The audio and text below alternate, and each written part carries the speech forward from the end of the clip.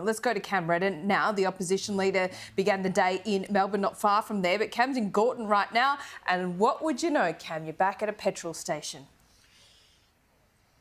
Who would have thought, Laura, our 17th for this campaign, and we're told still on election day, maybe not our final one. Mr Dutton just walking in to pay for this latest pump of petrol. I want to show what he's just rocked up in. This is the truck that's been doing a lap around a couple of Melbourne suburbs throughout this campaign. You can see there, double trouble. You've got a picture of the Prime Minister and also the Premier, Jacinta Allen. The Labor brand, the belief within the coalition is really on the nose in Victoria. There's been a pick-up to their vote and support for the Liberal Party under a new state leader of Brad Dutton.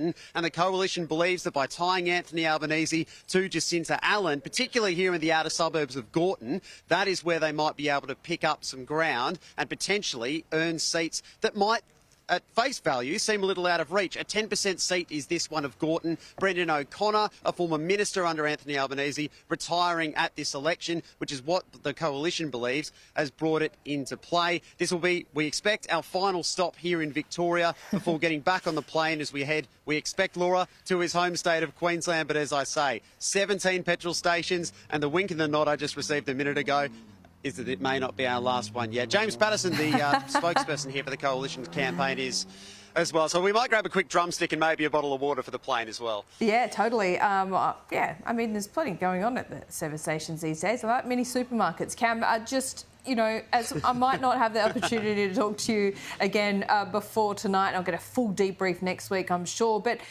I mean, how are they going? They started this campaign with so much hope. Obviously, the trend hasn't gone their way. They want to keep up the energy, keep up the smiles, keep up the hope, if you like. But do you get the sense that they feel like it has slipped away from them?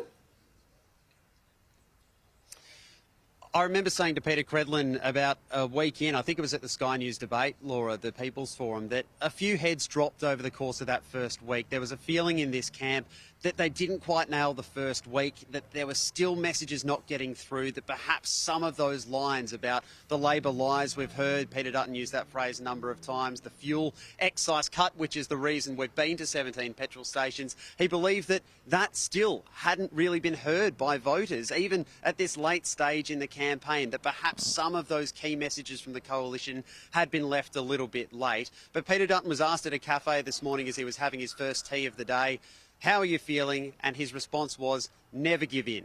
So there is always hope, Laura, I suppose, on this side. The polls are not, you know, it's not 60-40, it's 52.5, 47.5. So that is the belief that even if it doesn't look great, to borrow a phrase perhaps, Laura, they've always believed in miracles.